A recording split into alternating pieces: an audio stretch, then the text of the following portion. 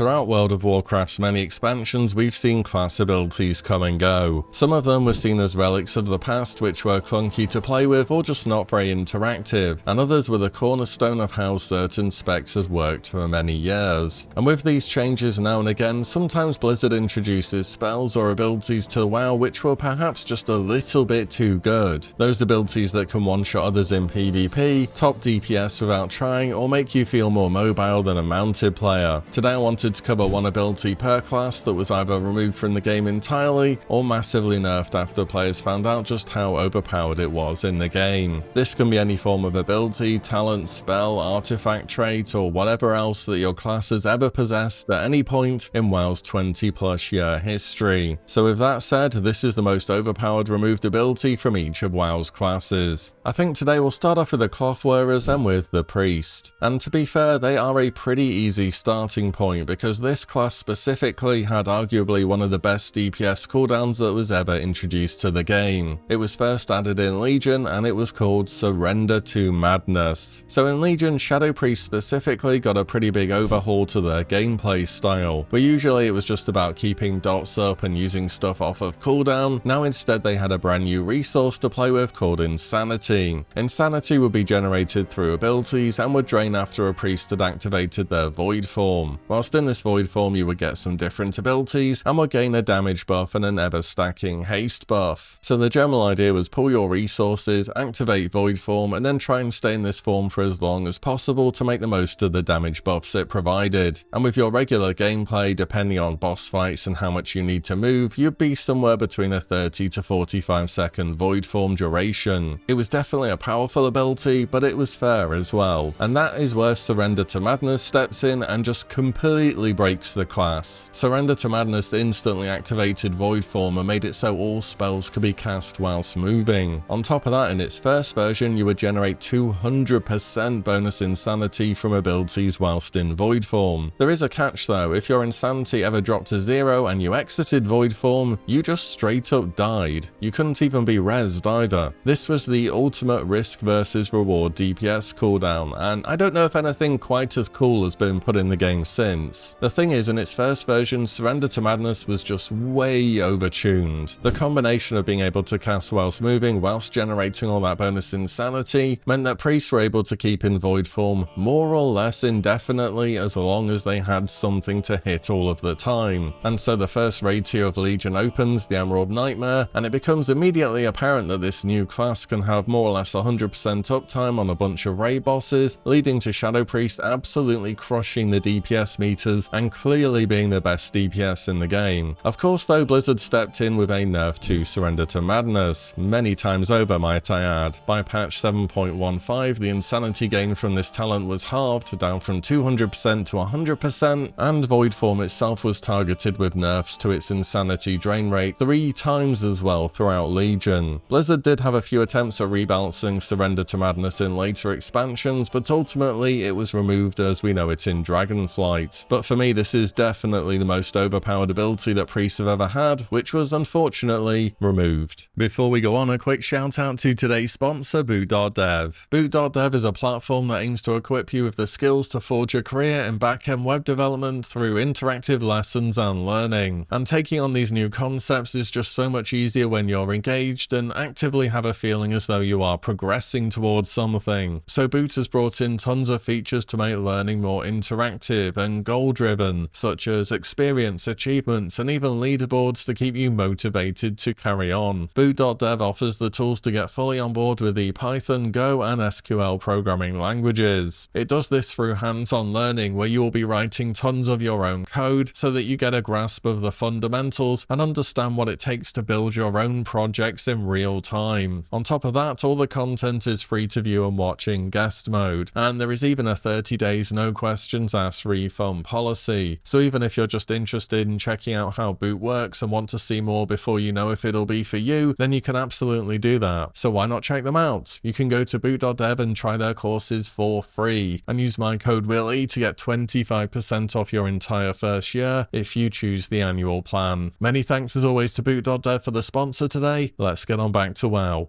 Next we have the Mage, and for Mage they are a class that have had so many wacky abilities over the years, from Frostjaw as a combined 8-second root and silence on a low cooldown, have fun playing versus that one in PvP healers, or Prismatic Crystal in Warlords of Draenor, which enabled them to do crazy high burst DPS as Arcane, and defeat bosses, which were current content in literally seconds if you stacked enough mages. But for Mage, what I want to pick is something which, although was removed in future expansions, is still a talent in vanilla WoW, and that is the seemingly innocent improved Blizzard. I mean, it's a talent named after the game studio, you know it's gotta be overpowered, right? So I've said in plenty of videos now that the Death Knight wasn't really World of Warcraft's first hero class when it came to just how overpowered they were. It all began with a Mage in vanilla. During this first version of WoW, when all classes were most certainly not made equal, they had a toolkit which was just several expansions ahead of others, and they excelled more than anyone else to an enormous degree in dealing AoE damage. Where other classes might have an ability which can hit a few targets such as cleave or multi-shot, or have an AoE on a long cooldown which was often just bad such as hurricane or volley, Mages had, well, they had everything. Arcane Explosion, Cone of Cold, Flame Strike, and Blizzard. Mages absolutely destroyed every other class on AoE, and it was just not close. And during vanilla, there was no cap on AoE damage. During TBC and Wrath, Blizzard actually began to tone down AoE damage by introducing a cap, where a single ability couldn't do more than a certain amount of total damage. But in vanilla, you deal full damage whether you're hitting one mob or 1,000 mobs. And this is where the talent improved Blizzard starts to come in. At max rank, it would slow enemies by 65% for 1.5 seconds, but you would also always be taking the Permafrost talent too, which improved the value of your slows by 10% and their duration importantly by 3 seconds. So any enemy that could be slowed by improved Blizzard was slowed by 75% for 4.5 seconds. And in vanilla, well, Blizzard didn't always make certain mobs such as elite or even in some cases dungeon mobs immune to slowing effects. So you combine the Mage's ability to hit an infinite number of enemies, to be able to permanently apply a massive movement speed slow so they never got hit, and just their good defensive tools from the Frost Tree such as Ice Barrier, Cold Snap and Ice Block, and you end up with vanilla Mage AoE farming where the sky is very much the limit. Mage's toolkit allows them to be the fastest leveler in the game through AoE farming in the open world. It allows them to boost themselves in dungeons such as Zul'Farrak, or of course even boost others in raids like Zul'Gurub. Mages can, no exaggeration, pull 500 mobs in Maradon at the same time and gradually AoE them down. In fact, recently there's even been talk of Mages soloing Lower Blackrock Spire, which is a new discovery on Anniversary Realms as far as I'm aware. Eventually though, Blizzard started to introduce AoE caps, which wasn't as bad as it sounds, but more importantly they just started making stuff in dungeons immune to slowing effects. Improved Blizzard is the talent though that really brought everything together to allow the Mage to pull off these crazy things in vanilla, and it truly set them apart from other classes. And for what it's worth, Mages could still AoE well in TBC, and I remember people boosting or leveling in the likes of Slave Pens, so this wasn't completely dead by the expansion. But this tactic and Mage's exclusive access to the best AoE really did start to fall off heavily by Wrath of the Lich King and beyond. For Warlock, they are another class with plenty of abilities in contention here, but for them I want to go with a talent which we will soon have access to in Mists of Pandaria Classic. However, we're going to get a nerfed version of it, and that is Kil'jaeden's Cunning. So the one we should expect to get is one where Malefic Grasp, Shadow Bolt and Incinerate are all castable whilst moving. These are the filler spells for the 3 Warlock specs, and it's still a great talent overall because who doesn't love casting while moving? However, this talent used to be quite different. So during Mists of Pandaria's release in patch 5.04, it was a 1-minute cooldown ability which when activated allowed all spells to be cast whilst moving for 6 seconds. However, it also had a passive effect too, which meant if you cast spells without the cooldown active,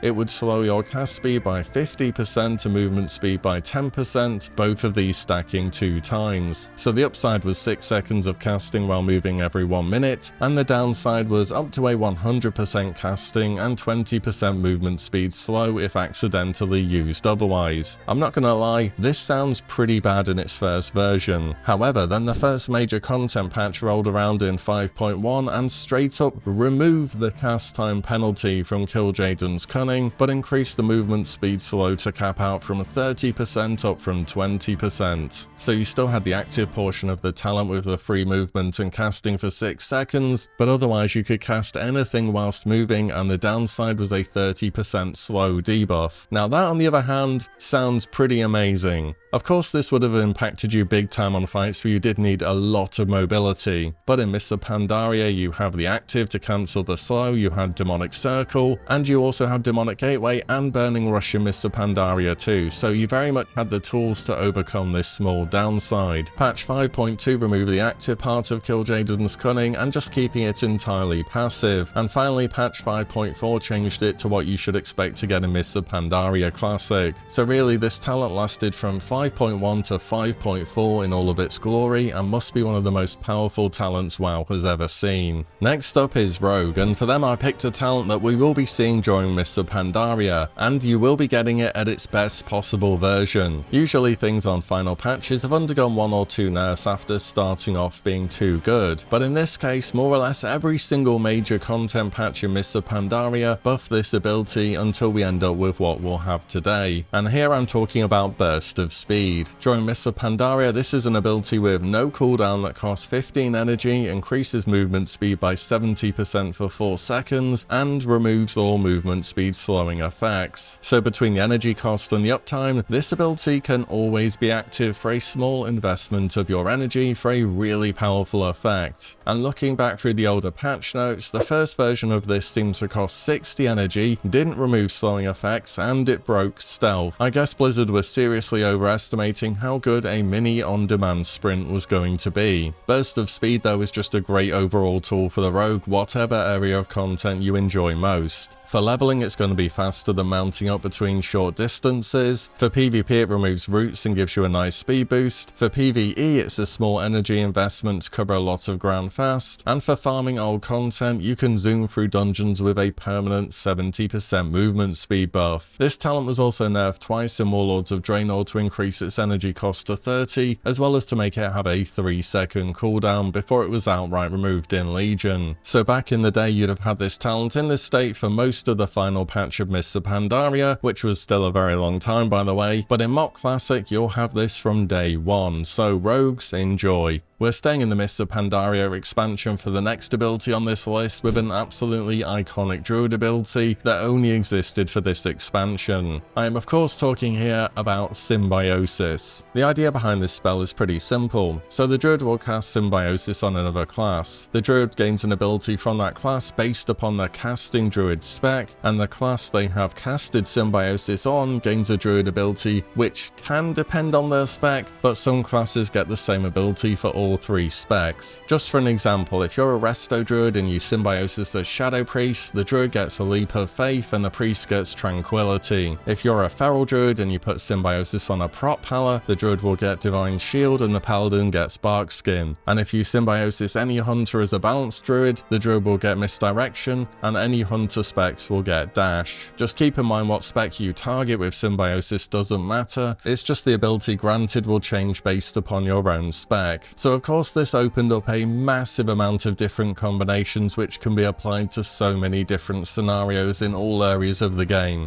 In PvP specifically, you really had to learn the Symbiosis combinations. A Feral Druid could just use Dispersion out of nowhere, and you might not have expected that extra defensive when you're going all in. In PvE, it opened up a bunch of powerful abilities which could be shared too, depending on the requirements of the fight. Maybe a single player needed a defensive, or the raid needed more healing, perhaps more mobility would be good, or you could even misdirect from a druid's Starfall. There were so many possibilities, and you better believe because of this it was a bit of a balancing nightmare, and B, kind of complicated to understand from a player perspective. The total amount of abilities which Symbiosis could grant between every different possible combination was 66. So at the start of Warlords of Draenor, Blizzard pruned this ability, alongside many others then I might add, and it hasn't been seen again since. But if you do intend to give Mock Classic a try, you'll be able to experience Symbiosis once again. Next up on the Leatherwearers is the Monk, and funnily enough it's another ability from Mists of Pandaria. I swear I'm not picking Mop on purpose here, but when people think back to it and say classes were fun back then, that kind of happened for a reason. There was just a lot of overpowered stuff. Anyways, the choice for me here is a Brewmaster Monk ability, Dizzying Haze. This ability costs 20 energy, had a 40-yard range, applied a 50% slow for 15 seconds, seconds and would hit all enemies within an 8-yard radius, dealing high threat. In Mists of Pandaria as well, it also gave enemies essentially a 3% chance to punch themselves in the face instead of you. So this ability might not sound as though it's the biggest deal compared to some of the other ones we've already seen here, but this is a spammable ranged AoE threat generator that applies a 50% slow. Has any other tank in WoW ever had something like this? Maybe they have, but not that I can think of, and that's probably for a good reason. During Mists of Pandaria and beyond, Blizzard started working on making dungeons a bit more competitive too through challenge modes. Imagine this ability in Modern Mythic Plus with its capabilities of pulling so many mobs whilst having a built-in way to kite at the same time. It was also amazing just for general open world use or farming old content, and since Wrath of the Lich King, even hitting a mob with a non-damaging attack would grant you a tag on it. So this was just overall a fantastic ability with so many different use cases for the monk.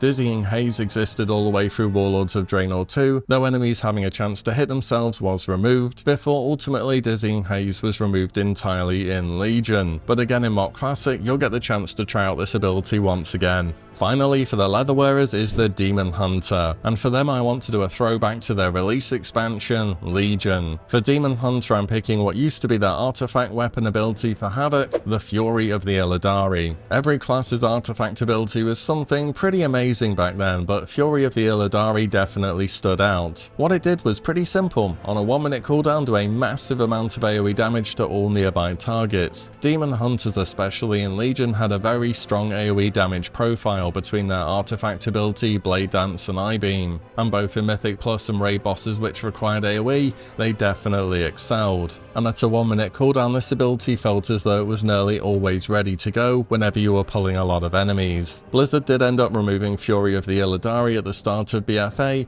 alongside many other Legion artifact powers and abilities, but they did kind of bring it back in Shadowlands with a new ability called Glaive Tempest. However, Glaive Tempest just didn't do anywhere near as much damage, it cost resources and it was target capped, so it was a far cry from how powerful Fury of the Illidari felt to use. Overall though, Legion brought a ton of fun abilities into the game through artifact weapons, and for their opening expansion, the Demon Hunter got a particularly good one. Now we're moving on to the mail wearers, and the first one up is the Hunter. The ability I want to highlight for them is one that actually exists in Cataclysm, which was temporarily removed in Mists of Pandaria before being brought back in Warlords of Draenor and its most powerful form. It's usually the case with Warlords of Draenor that Blizzard were removing abilities or pruning things out of your spellbook, but in this case Hunter's got something back, and that was Aspect of the Fox. So in Kata you may know this as simply allowing you to cast Steady Shot and Cobra Shot whilst moving, and this was the case in Mists of Pandaria for a bit too, but Blizzard made a change so you can cast these while moving baseline without needing Fox active,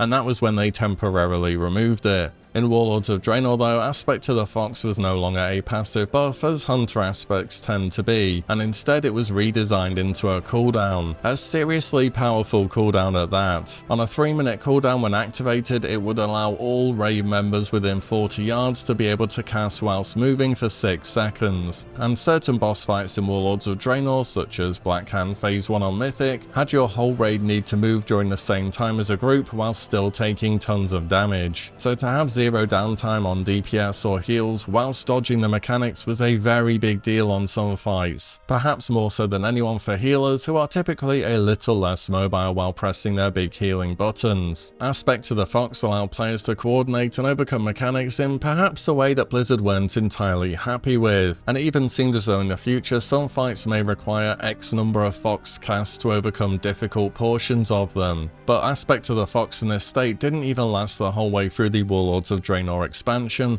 and was removed in patch 6.2 Hellfire Citadel. Nevertheless, for a time, Hunters had perhaps their most valuable bit of raid-wide utility ever, and it all happened during Warlords of Draenor. Next up is the Evoker, because we are covering all classes here. Still, as a more recent addition to WoW, they haven't had as many iterations over the years, and haven't had as many chances to just do overpowered things. But I know what remove thing I want to pick from the Evoker here, because it's very much changed how much one of their specs specs has started to be picked. So back in Dragonflight midway through the expansion, Evoker was given a third spec, Augmentation, or just Aug for short. An Aug is unlike many other specs in the game. It's not a pure DPS, a tank, or a healer, but it's a support spec that buffs others in their party or raid. And when people got to grips with this new spec and saw what it was capable of doing, it was adapted into the game very fast, and it was soon proving itself as part of a comp which was clearly head and shoulders above anything else at high level in Mythic Plus. And whilst Aug was also great, it was problematic. When Aug was good, it felt super overpowered, and when Aug was bad, it was really bad. And it seems as though Blizzard are still to strike a balance where a support spec can feel healthy for the game, especially at higher levels of gameplay. But this brings me to what has been removed from Augmentation to see a big drop off in play, and that was a targeted change to the spec in patch 11.1 of the War Within, where they can no longer buff tanks or healers, meaning all their supportive capabilities are on far less players. And if you check the current Mythic Plus season or the overall passes from Undermine Heroic, this is the least played spec in the game by a very big margin. It's the same story on Mythic too, by the way. So it seems as though this change has temporarily pretty much removed Augmentation as a spec from existence, which seems like a rather big thing to have lost out on. You do wonder if they'll wait 12 months and then just rebuff Aug to let them have fun again, or perhaps the support spec is just always going to have its ups and downs, and we'll have to see how Blizzard changes this in the future. The last of the male classes is the Shaman, and for them I want to talk about a pretty big downgrade in the mobility of Elemental, but also of Restoration 2 in certain circumstances, and that was their loss of the ability to cast Lightning Bolt whilst moving. So if you played Elemental in Cataclysm at all, you'll know there's a glyph called Unleash Lightning, which simply allows Lightning Bolt to be cast whilst moving. Of course, this is your main filler spell, and it's great to be able to use this while still moving in all areas of content. In patch 5.3 during Mists of Pandaria, Blizzard changed this glyph and just made Lightning Bolt castable whilst moving baseline as a thing that the Shaman could now do. In fact, this may have been influenced by the fact that another caster, the Warlock, as we've already talked about, at this point in time was able to do their entire rotation on the move. So really, what is being able to cast one spell in comparison to that? Mists of Pandaria was a time of crazy mobility in the game, especially for casters, and Lightning Bolt whilst moving was a perfect example of that. Eventually, at the start of WoD in 6.02, Blizzard straight up removed the ability for Lightning Bolt to be cast on the move, and it set you back several expansions on mobility, where again you had to have your feet planted in order to use this ability. I mean, at least you still had Spirit Walker's Grace for some temporary movement, which is better than nothing. But I think because of how gameplay changing it was, that Lightning Bolt on the move baseline for Shaman is the pick here. Whilst back in the day this was possible without a glyph from patch 5.3, that's the patch between Throne of Thunder and Siege of Orgrimmar, in Mock Classic you should have this ability from day one, so again that's something to look forwards to for the Shaman players. And now we are onto the plate wearers with the Paladin up first. For them I'm picking a talent which only worked this way during the Wrath of the Lich King expansion, and that is Sacred Cleansing. So PvP in WoW changed a lot from TBC to Wrath of the Lich King, with Blizzard removing a ton of RNG effects from Arena, ranging from environmental hazards, stun resist, spell knockback changes, and loads more. Across the world, from open world to battlegrounds to the arena, PvP interactions were going to be a bit more consistent and expected, rather than getting super unlucky or lucky being the deciding factor in whether you win any given battle. This all sounds great, and though it's going to be leading to a more competitive and healthy PvP scene as a whole. And then Blizzard go and, for some inexplicable reason, add one of the most RNG heavy talents into the game we've ever seen in Sacred Cleansing. This will give your cleanse effect a 30% chance upon dispel to increase the target's chance to resist disease, magic and poison effects by 30% for 10 seconds. So you could randomly dispel, well, just about anything, and have a chance to make the target have a much higher chance to resist future spells. Imagine removing any of Mage's Slow on a warrior, and then they have a 30% extra chance to resist Nova or Deep Freeze. When Sacred Cleansing procced, it could absolutely turn a fight purely on RNG, and this was an expansion where they aimed to remove so much of PvP's randomness. On top of this, the Holy Paladin was already S tier in absolutely everything in Wrath of the Lich King, and were often found in top arena teams and were stacked in raids, so you were going to be seeing a lot of this class as well. In Kata, this talent was reworked now just to add a magic dispel effect back to cleanse because it didn't do this baseline anymore, but for Wrath of the Lich King, especially for PvP, Sacred Cleansing was just a strange talent for Blizzard to have added, but was ultimately a very powerful one. Next we have the Death Knight, and you already know when we're talking most overpowered in Death Knight, it's going to have to be something from their release date at the start of Wrath of the Lich King. It's no exaggeration that the release DK was a true hero class and was just miles ahead of any other class at doing, well, anything to be honest. You could very much DPS as any of their 3 specs, or you could tank as any of the 3 if you wanted. People would run 5 DKs through TBC dungeons when they were leveling and just absolutely flatten them. In Arena, people reach Gladiator in blue gear, and others use cast random macros with their abilities to just let fate decide their rotation. So this means there's going to be quite a lot of choice for the most overpowered removed ability. For the Death Knight specifically, just to give you a real idea of how overpowered some of their spells were, I want to do an honourable mention to a glyph. This was Glyph of Death and Decay, which made it so targets inside Death and Decay had a 20% chance to cower in fear for 2 seconds. So in PvP or PvE, you'd pop your Death and Decay down and it could chain proc this fear effect on anyone inside of it, effectively making them be able to not play the game for as long as it kept proccing. This rather unsurprisingly was changed very early into Wrath, so the glyph just made Death and Decay do more damage instead. But the pick for the Death Knight is a talent that only made it one major patch before it had to be removed from the game because it was so unreasonably overpowered, and that was Shadow of Death. This was a talent found in the Unholy Tree, which in addition to giving you some bonus stats, made it so when you died, you would resurrect as a ghoul and be able to continue fighting for 45 seconds. And of course this worked in PvE, and it also worked in the arena. The ghoul you resurrected as would have their own action bar, with abilities similar to the ghoul pet, and would actually do decent damage. Of course in arena this felt incredibly unfair. Imagine you've managed to finally kill a DK on their release state where they were just crazy OP,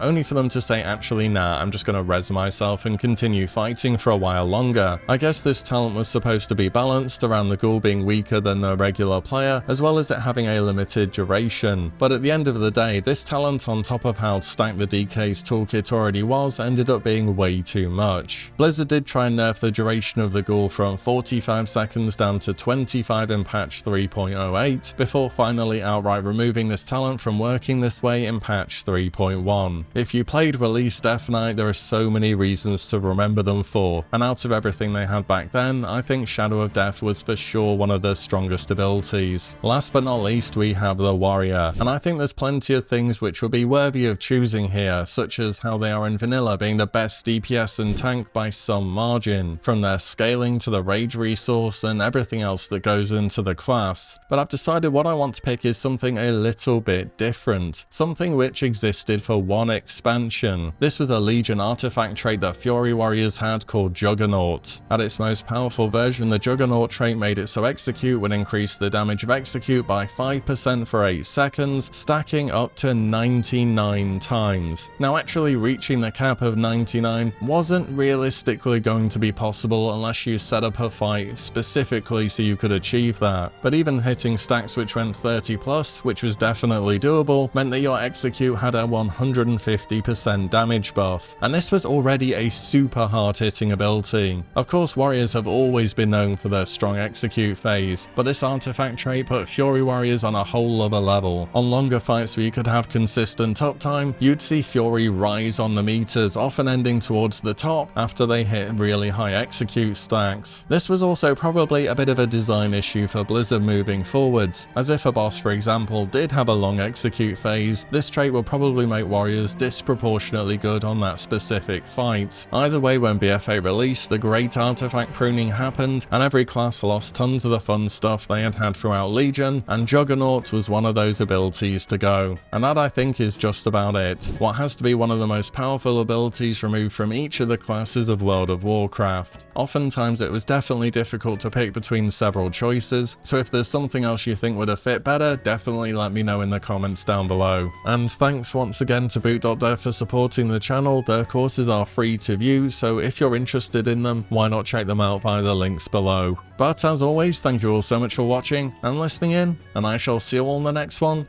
very soon.